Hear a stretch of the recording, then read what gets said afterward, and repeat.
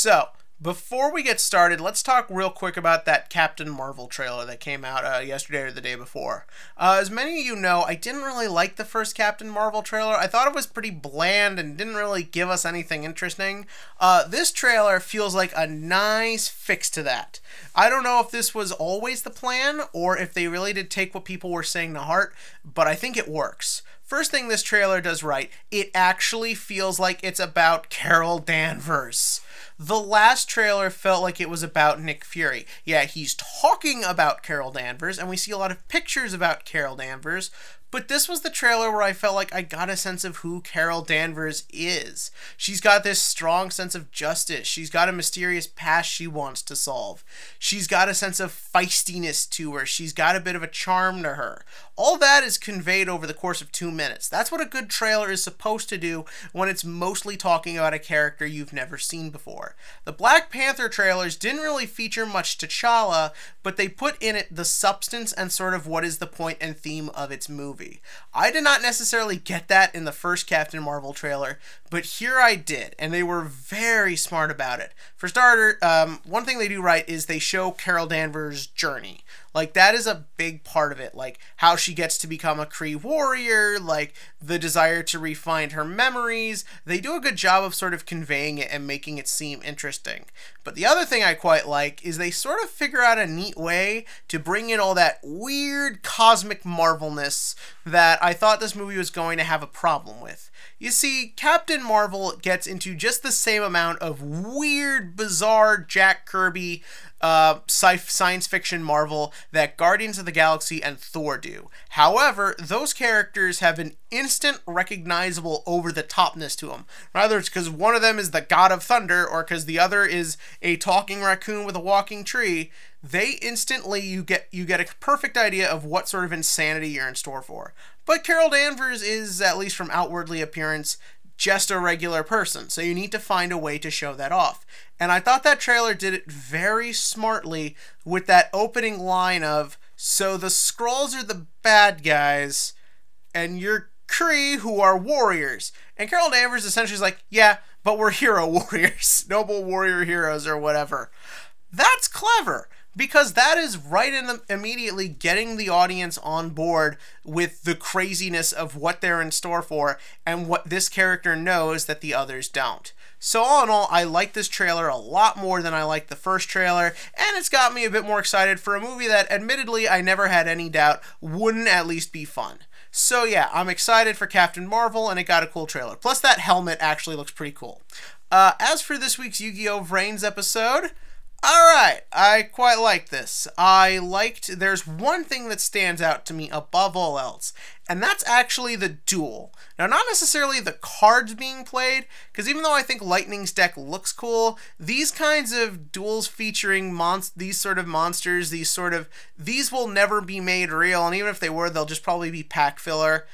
Duels, a lot of times I get kind of numb to them, but what I thought was really clever about this duel, even though, again, I do think Lightning's deck is pretty cool, at the end of the day, it's a pack filler archetype at best. But what I liked about what this duel did that was very smart was that it always kept the characters' personalities in the plays they were making. What I mean by that, if you watch Lightning's side of things, Lightning, every play he does is graceful, it's meticulous, it's well thought out, and his movements and his voice always reflect this sense of superiority. Like, he always feels more in charge. He always knows what he's doing, and he's always got the plan in motion. That's not to say that he necessarily underestimates his opponent. He always is aware of the strength of who he's facing. He knows not to take them lightly, and he knows not to be upfront and serious at all times.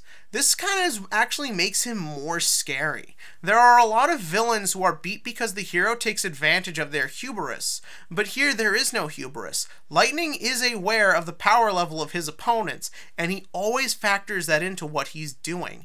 It means that there aren't really a lot of weak points you could take advantage to him. He's always thinking and he's always calculating. He is the ultimate extent of what an AI should be in something like this. He is a computer gone amok, and that's what makes it really cool to watch. But Revolver contributes a lot to this as well, because if you look at Revolver's plays, you see this constant showing of aggression, anger, violence, a want for annihilation. There's a reason Revolver's deck consists of warplanes and helicopters. This is to show how violent he is. This is to show that anger and how it just builds and builds.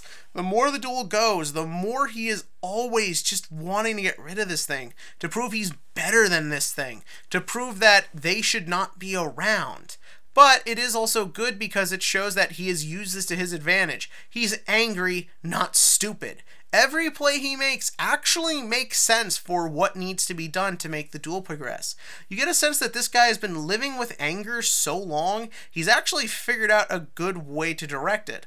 Lightning doesn't take advantage of the fact that Blood Shepherd underestimates him. He takes advantage of the fact that Blood Shepherd's plays will be limited by the way his deck works, and he just figures out the right way to play accordingly. It's a very smart way to show the duel off while still retaining the characters' personalities. Also, I never noticed this before. Revolver's arm is an actual gun. I don't know why. I never noticed it has a gun barrel on it. This was the first time I saw. Better late than never, I guess.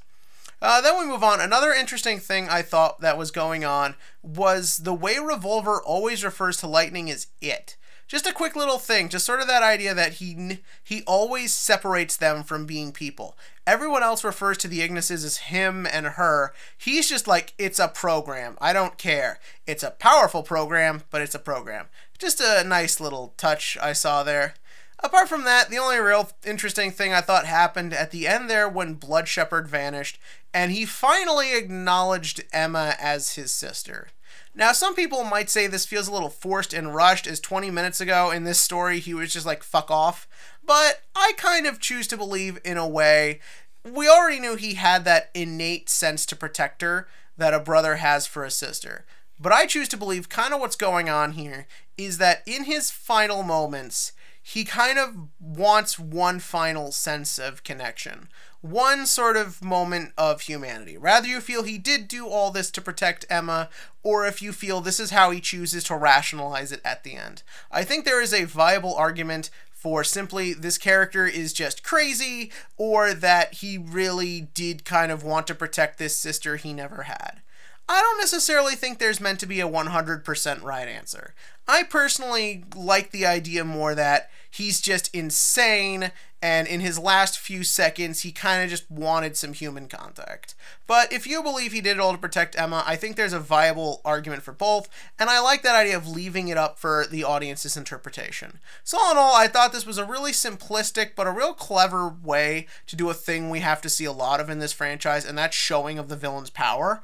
So I thought this was a neat way to do it, and even though I didn't super like Blood Shepherd, I think he was definitely used more effectively as he went on. What did you think of this episode? In the comment section below, give me your thoughts on what happened this week, your thoughts on Captain Marvel, and as for this week's TCG question of the week, this one's a little more personal because it's a deck I play. Of the, like, 3 or 4, it feels like, different versions of Dark Warrior / Goki running around, which do you think will be most prevalent as YCS Milan? Yes, a lot of people are talking about Rongo Bongo, but I feel like there's always trepidation of decks based around one boss monster like this, of, well, if it dies, your play is done. I think there's a strong possibility Goki with Gumblar will surprise everyone, if anything, for the fact that people will take advantage of the fact that people aren't as prepared for it as much as they are Rongo Bongo. But tell me what you think below. I personally don't really have much to say about this. I don't have a regional till January, so I can take my sweet time getting ready for it. But tell me all that below. And as always, click to like, click to subscribe, and join me next week for the return of Go, aka the most controversial character in this show.